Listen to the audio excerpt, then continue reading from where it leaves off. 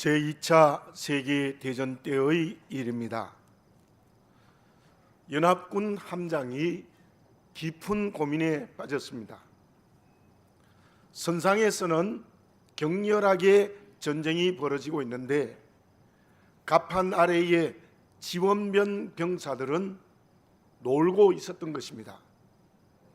함장이 가끔 내려가서 독려를 해도 그때뿐이고 시간이 지나면 또 놀고 있는 것이었어요. 함장이 새로운 아이디어를 내었습니다. 큰 소리가 나는 마이크를 들고 시시각각으로 변하는 전투 상황을 알려주었습니다. 그랬더니 드디어 병사들이 적극적으로 움직이기 시작했다는 것입니다. 전투 상황을 알려주었을 때 함장과 전투하는 병사 그리고 지원하는 병사들이 모두 함께 전투에 참여했고 그로 말미암아 그 해전에서 대승리를 거두게 되어졌습니다. 저와 여러분들은 하나님의 자녀들입니다. 어쩌면 이 세상에서 영적으로 사단과 전투하며 살아가는 삶이 우리들입니다. 어떻게 하면 그 영적 전투에서 대승리를 할 수 있겠습니까? 내 혼자 힘으로 되겠습니까? 아니면 내가 가지고 있는 세상적 능력으로 되겠습니까? 물론 그러한 것도 필요할 것입니다. 그러나 그것은 한계가 있고 결코 사단을 이기는 승리의 길을 걸어갈 수 없습니다. 어떻게 해야 되겠습니까? 본문의 말씀 1절에 나타난 것처럼 하나님이 나와 함께 하셔야 됩니다. 하나님이 나와 함께 하시지 않으면 믿음의 길을 제대로 걸어갈 수 없고 사명도 감당할 수 없습니다. 그 사람이 외형적 일이 아무리 큰 일을 한다 할지라도 하나님이 함께 하지 않으면 아무것도 아닙니다. 다시 말씀드리면 우리가 하나님의 일꾼이 되는 곳에는 하나님이 나와 함께 하실 때에 사단과의 전투에서 대승리를 하는 길을 걸어갈 수 있다는 말입니다. 본문의 말씀 4절에 나오는 일꾼이라는 뜻을 생각해 봅시다. 헬라 시대에는 대부분의 일꾼은 종들입니다. 그 신분이 천합니다. 비참합니다. 주인에게 매여 있습니다. 대가도 없습니다. 내 생명도 주인의 것입니다. 자식을 낳아도 내 소유가 아니고 주인의 소유가 되면 참 비참한 사람이 그 당시의 일꾼이었습니다. 그런데 바울은 그 일꾼이라는 말을 가져와서 하나님의 일꾼이라는 말로 오늘 본문의 말씀에서 말씀하고 있습니다. 하나님의 일꾼은 어떻습니까? 가장 귀하고 아름다운 이름입니다. 왜 그럴까요? 하나님이 나와 함께 하시기 때문입니다. 우리의 인생의 길에 하나님이 함께하고 계십니까?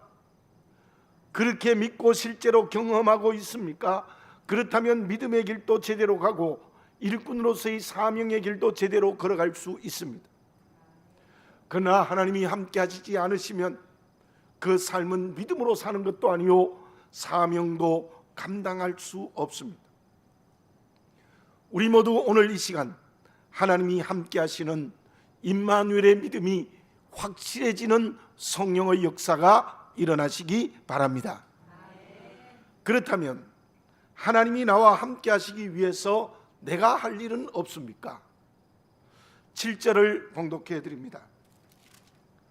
진리의 말씀과 하나님의 능력으로 의의 무기를 좌우에 가지고, 이 말씀을 풀어서 해석하면 하나님의 능력을 받아야 된다는 거예요. 또 영이 살아있어야 된다는 거예요. 영이 살아있어서 하나님의 능력을 받지 아니하면 하나님이 함께하는 일꾼이 될 수 없다는 거예요. 영이 살아있어서 하나님의 능력을 받으면 하나님과 함께하는 일꾼이 될 수 있다는 거예요. 영이 살아있어 하나님의 능력을 받기 위하여 어떻게 해야 됩니까? 경건의 훈련을 해야 합니다. 열왕기하서 2장에 이런 말씀이 있습니다. 엘리사가 그의 스승 엘리야에게 이렇게 말합니다. 당신의 성령이 하시는 역사가 갑절이나 내게 있게 하소서. 엘리야의 성령의 능력이 얼마나 대단했습니까? 기도하니까 3년 6개월 동안 비가 안 왔어요. 또 기도하니까 안 오던 비가 내렸어요. 하나님의 전능의 능력을 힘입은 사람입니다. 거기에다가 갈멜산 전투에서는 850명의 바알과 아세라 선지자가 대결하여 승리했습니다. 참으로 성령의 능력을 대단히 많이 가졌는데 그 제자인 엘리사가 갑절의 능력을 달라는 거예요. 실제로 엘리사는 갑절의 능력을 받아서 그 능력으로 시대적인 사명을 감당했습니다. 예수님 당시에 바리새인들과 서기관들을 보십시오. 말은 너무 잘해요. 율법서를 잘 외워요. 말만 무성했습니다. 정말 그들에게는 주님의 말씀처럼 회칠한 무덤으로 능력이 전혀 없었던 거예요. 그들은 예수님을 십자가에 못 박아 죽이고 그리스도인들을 핍박하는 일을 서슴없이 했던 것입니다. 데살로니가전서 1장 5절에 이런 말씀이 있습니다. 우리 복음이 너희에게 말로만 이른 것이 아니라 또한 능력과 성령과 큰 확신으로 된 것이라. 복음은 말로만 이루어진 것이 아니라 능력과 성령과 큰 확신으로 된 것입니다. 기도와 말씀 묵상이 좋은 습관이 되어지시기 바랍니다. 끊임없는 경건의 훈련을 하시기 바랍니다. 그리하여 영이 살아있어 하나님의 능력을 충만히 받아야 될 줄로 믿습니다. 그때 우리들이 하나님과 함께 하시는 일꾼으로서의 길을 걸어갈 수 있습니다. 그러면 그러한 하나님의 능력을 받기 위하여 우리에게 필요한 것이 있습니다. 그것이 무엇입니까? 개미 한 마리가 강가에서 놀다가 강물에 빠졌습니다. 아무리 힘을 써도 올라올 수가 없는 거예요. 그 모습을 본 새 한 마리가 측은히 여겨 개미를 건져서 언덕에 올려놓았습니다. 그러던 어느 날 사냥꾼이 그 새를 향하여 총을 겨누고 있는 것입니다. 개미는 황급히 사냥꾼의 바짓가랑이 속으로 들어가서 힘차게 있는 힘을 다하여 그 다리를 물었습니다.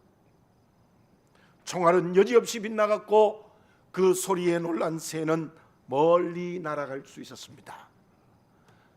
보잘것없는 개미가 은혜를 준 새에게 그 은혜를 보답한 것입니다. 그런데 오늘 이 시대의 특징이 어떠합니까? 은혜를 아무리 많이 받아도 은혜에 보답하지 않아요. 자식들이 부모의 은혜를 보답하지 않아요. 스승의 은혜 이제는 간 곳이 없습니다. 아무리 많은 은혜를 받아도 그 은혜에 보답하지 않는 것이 이 시대의 특징입니다.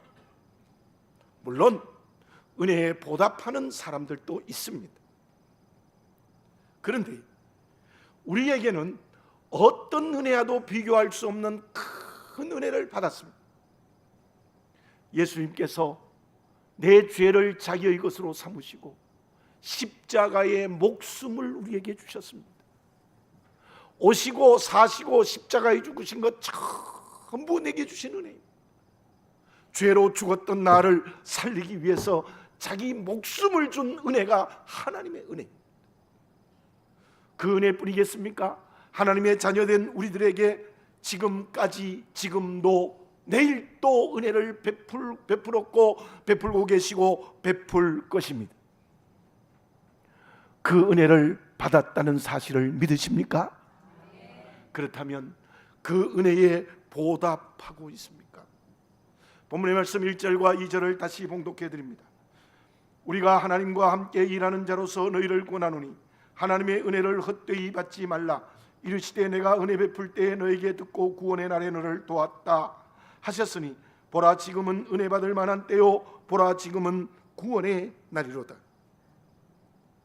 하나님과 함께 일하기 위하여서 가장 필요한 것이 영이 살아있는 하나님의 능력인데, 영이 살아있어 하나님의 능력을 받는 방법은 하나님의 은혜로 이루어지는 겁니다. 오늘 본문의 말씀에 하나님의 은혜를 헛되이 받지 말라고 했습니다. 은혜를 통해서만 우리는 갑절의 능력을 받을 수 있습니다. 은혜 아닌 어떤 것으로도 영이 살아있을 수 없고 하나님의 능력을 받을 수 없습니다. 그렇다면 하나님의 은혜를 은혜되게 하는 것이 무엇입니까? 은혜를 은혜되게 하는 것이 무엇입니까? 3절을 봉독해 드립니다. 우리가 이 직분이 비방을 받지 않게 하려고 무엇이든지 아무에게도 거리끼지 않게 하고, 하나님이 주신 직분을 하나님의 뜻대로 사용하라는 거예요. 내게 주어진 직분을 비방이나 비난을 받아도 안 되고 거리끼게 해서도 안 된다는 거예요. 여기에 거리낀다는 원어의 의미는 실족하게 한다는 의미도 있어요. 세상에서 저와 여러분들은 그리스도인이라는 직분을 받았어요. 그 직분 때문에 핍박받는 거 괜찮아요. 축복이에요. 그거는. 그런데 그 직분 때문에 비난을 받거나 비방을 받으면 안 됩니다. 또한 그것 때문에 나 때문에 다른 사람을 실족시켜도 안 되는 거예요. 교회 안에서 받은 직분으로 비방거리가 되거나 비난이 되면 역시 안 됩니다.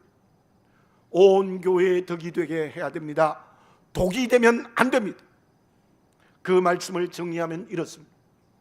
첫째로, 교회 안에서 하나님의 은혜를 은혜되게 하는 것은 내게 직분을 통하여서 온 교회를 그리스도의 몸으로 하나 되게 해야 됩니다. 그리스도의 한 몸이 되게 하는 것이 하나님의 은혜를 은혜되게 하는 겁니다. 그리스도의 한 몸을 직분을 통해서 찢어버리는 것은 은혜를 헛되이 받는 것입니다. 왜 바울이 이런 말씀으로 권면합니까? 고린도 교회는 하나님의 은혜를 헛되이 받고 있어요. 은혜를 은혜되게 하지 못했어요. 은사는 많이 받았지만 능력은 전혀 없어요. 그게 무엇입니까? 바울파, 아볼로파, 게바파, 그리스도파 4개의 파를 만들어서 피투성이가 되도록 싸웠어요. 그리고 내가 받은 은사가 최고야 그러면서 자기의 은사를 자랑하고 다른 교우들을 무시했습니다. 병 고치는 은사가 최고다, 예언하는 은사가 최고다, 방언하는 은사가 최고다라고 자랑하며 그것으로 다른 교회들을 무시했고 그것으로 온 교회를, 그리스도의 몸을 이렇게 찢어지게 했던 것입니다. 실로 하나님의 은혜에 보답하지 못하는 은혜를 헛되이 받는 교회였습니다. 이제 우리 교회가 한 걸음 발돋움할 때입니다. 교회가 성장하고 성숙하는 가장 중요한 하나님의 은혜에 보답하는 것이 무엇입니까? 주님의 한 몸이 되어야 되는 겁니다. 특별히 내게 주신 직분, 그게 찬양대든지 교사든지 어떤 봉사의 직분이든지 그 직분을 통하여 목사, 장로, 안수집사, 권사, 집사, 이 직분을 통하여서 교회를 하나 되게 하는 것이 하나님의 은혜를 은혜되게 하는 것인 줄 믿습니다. 그때 하나님께서는 그 교회에 능력을 주실 줄로 믿습니다. 그 능력으로 우리 모두가 하나님과 함께 일하는 일꾼이 될 수 있는 거예요. 둘째로, 세상에서 세속화되지 않아야 됩니다. 그러기 위해서 우리에게 있어야 될 것은 거룩입니다. 세상 삶과 구별되어야 됩니다. 고린도 교회의 세상의 삶의 모습은 성경에 구체적으로 기록되지는 않았습니다. 그러나 짐작할 수 있습니다. 이런 말이 있지 않습니까? 집에서 새는 바가지가 밖에 간다고 안 새겠느냐. 성경학자들도 인정합니다. 교회에서 싸우는데 세상에서 가서면 어떠했겠습니까? 교회 안에서 교만한데 세상에 간다고 겸손해지겠습니까? 거룩함을 보여주는 빛과 소금이 될 수 없었습니다. 안디옥 교회는 어땠습니까? 세상 사람들에게 칭찬을 받았어요. 세상 사람들이 그리스도인이라는 이름을 붙여줬어요. 그것은 세상에서 안디옥 교회 성도들이 구별되게 거룩하게 살았기 때문입니다. 우리 한 사람 한 사람 가정과 직장과 사업의 현장에서 구별된 그리스도인이 되어지시기 바랍니다. 거룩해지시기 바랍니다. 하나님의 형상을 회복한 그리스도인이 되시기를 바라겠습니다. 비인간적으로 살지 마시기 바랍니다. 그때 하나님의 은혜를 은혜되게 하는, 은혜에 보답하게 되고 그곳에 성령의 능력이 갑자기 역사하여 주시어서 그들을 구원하는 역사가 일어나게 될 줄로 믿습니다. 오늘 본문의 말씀 2절 하반절에 이러한 말씀이 있습니다. 보라, 지금은 은혜 받을 만한 때요. 여러분, 지금은 하나님의 은혜를 받을 때입니다. 종말론적인 하나님의 명령입니다. 이제 주님의 재림이 가까우니 하나님의 은혜를 충만히 받아야 한다는 것입니다. 종말론적인 결단의 때라는 것입니다. 그러기 위해서 어떻게 해야 합니까? 하나님의 은혜 아닌 것을 버려야 됩니다. 특히 나의 공로, 자랑, 인위적인 고정관념, 특히 교만한 것 다 버려야 됩니다. 또 하나는 주님이 주신 은혜에 대한 응답입니다. 그것은 직분에 대해서 책임을 지는 겁니다. 바울은 로마서 1장 14절 15절에서 이렇게 말했습니다. 지식 있는 자나 지식 없는 자나 헬라인이나 야만인이나 모든 사람에게 내가 빚진 자라 그랬어요. 여러분, 은혜는 공짜라는 의미가 있죠. 주님의 십자가도 분명히 공짜입니다. 그러나 마르틴 루터는 이런 말을 했습니다. 주의 십자가의 은혜는 가장 값비싼 은혜이다. 우리가 아무 공로 없이 공짜로 십자가로 하나님의 자녀 되었지만 그것이 내게 응답은 가장 값비싼 은혜가 되어야 되는 거예요. 마치 공기와 물이 공짜지만 없으면 못 살아요. 주님의 십자가가 우리의 응답으로는 가장 값비싼 은혜입니다. 그러므로 빚진 자가 되어서 직분에 대하여 책임을 지는 그리스도인이 되어야 되는 것입니다. 교회와 동네에서 참으로 존경을 받는 권사님이 한 분 계십니다. 지금 90이 넘으셨어요. 그 권사님은 새벽기도 한 번도 빠지지 아니하시고 기도하시고 전도도 교회에서 제일 많이 하세요.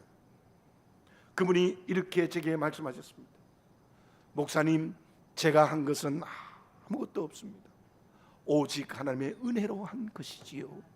제가 잊혀지질 않아요. 30대에 만난 분이신데요, 정말 그분은 말만 그런 게 아니라 정말 은혜로 기도하시고 은혜로 온 동네 사람에게 존경받아요. 주님의 십자가의 은혜를 헛되이 받지 않아야 합니다.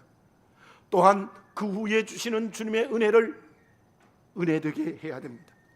그것은 우리 교회는 모두가 맡겨진 직분을 통하여서 그리스도의 한 몸이 되게 해야 될 줄로 믿습니다. 세상에서는 주님의 향기가 됩시다. 그때 하나님의 은혜가 될 수 있습니다. 그곳에 성령을 통하여 능력을 받고 하나님과 함께 일하는 일꾼이 되는 것입니다. 그러면 하나님의 은혜를 은혜되게 하여 능력받아 하나님의 일꾼이 되는 것은 어떻게 할 때에 가능한 것입니까? 어떤 기자가 벤자민 프랭클린에게 물어보았습니다.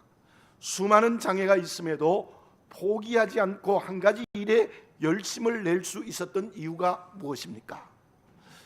그랬더니 석공이 이런 대답을 했어요. 이 벤자민 프랭클린이 이런 대답을 했어요. 석공을 자세히 관찰해 본 적이 있습니까? 석공은 돌을 깨뜨리기 위하여 망치로 아마 100번은 두드릴 것입니다. 갈라지지 않아도 계속 두드립니다. 그리고 101번째 돌이 갈라집니다. 100번의 망치질은 실패가 아닙니다. 성공으로 가는 열심입니다. 바울은 하나님의 일꾼으로서 어떻게 그 일을 했습니까? 4절과 5절에 그 해답이 나와 있습니다. 많이 견뎠습니다. 환난과 고난과 궁핍을 당했습니다. 매를 맞았습니다. 감옥에 갇혔습니다. 난동을 겪었습니다. 수고했습니다. 먹지 못하고 자지 못했습니다. 무슨 말씀입니까? 하나님의 일꾼으로서 하나님의 일을 하는데 어떤 장애가 있어도 환난과 핍박이 있어도 포기하지 않고 열심히 했다는 거예요. 그 열심에 세상의 어떤 힘도 그를 멈추게 하거나 이길 수가 없었습니다. 하나님의 은혜를 은혜되게 하는 하나님의 일꾼은 자기 직분에 대해서 열심을 가지고 일하는 것입니다. 어떤 장애가 있어도 포기하지 않습니다. 어떤 고난이 있어도 포기하지 않는 겁니다. 그 말씀을 나에게 적용해 보시기를 바랍니다. 바울처럼 생명을 내어놓는 일이 아닌 소극적인 일부터 한번 생각해 봅시다. 주의를 지키는데 장애가 있을 수 있습니다. 그때 정말 하나님의 말씀을 붙드는 열심을 가졌습니까? 결혼식 한다고 가버리고 주의를 안 지키고, 뭐 놀러 간다고 가버리고, 그게 무슨 주의를 지키는데 열심을 가진 겁니까? 여러분, 오늘 이 예배를 드리면서 주의를 지키는 일에 열심을 내시기를 바라겠습니다. 뿐만 아닙니다. 우리의 자녀들도 주의를 제대로 지킬 수 있는 교육을 하는 열심도 우리가 내어야 하는 것입니다. 교회에 봉사하면서 다른 봉사자에게 덕을 끼쳤습니까? 그 덕에 대한 열심이 있습니까? 내 생각만 옳다고 하여 상처 주진 않았습니까? 우리 성도들에게 덕을 지키기 위한 열심도 우리에게 있어야 돼요. 이번에도 우리 사순절 금식 기도하기로 했습니다. 근데 원래는 공교롭게도 사순절 시작하는 이번 수요일 제2수요일부터 그 다음 날이 연휴가 시작되어져요. 15일, 16일, 17일 설 명절에 금식할 수 있겠습니까? 여러분, 설 명절에 금식하는 열심을 내시기를 바라겠습니다. 저는 이런 기도가 되더라고요. 이번 설 명절에 금식하면 하나님이 축복하실 거라고. 우리 이번 금식 기도하는데도 열심을 한번 내봅시다.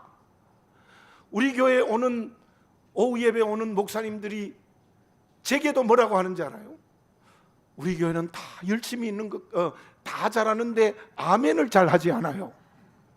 그리고 좀 열심히 없어 보인대요. 저는 그렇게 생각하지는 않습니다. 또 아멘도 함부로 하면 안 돼요, 사실은. 그런데 우리 교회가 열심히 있습니다. 저는 보이지 않는 열심이 강하게 있다고 생각합니다. 그러면 우리가 직분에 대해서 열심을 내고, 특히 이번에 금식 기도하는데 열심을 냅시다. 믿지 않는 이웃을 사랑하는 열심이 있습니까? 나를 미워하는 가족이나 이웃에게 내가 먼저 손매는 열심이 있습니까? 작년에도 제가 이 명절에 말씀드린 것 같은데, 이 좋은 명절이 되면 아파트에서 수고하시는 경비하는 선생님들, 청소하는 아주머니들에게 작은 선물이라도 한번 손 내밀어 보시기를 바라겠습니다. 바울처럼 복음 전도하는데도 열심을 내어야 합니다. 믿지 않는 가족을 위하여 전도하는 열심을 내어야 합니다. 어쩌면 그 전도가 제일 어렵습니다.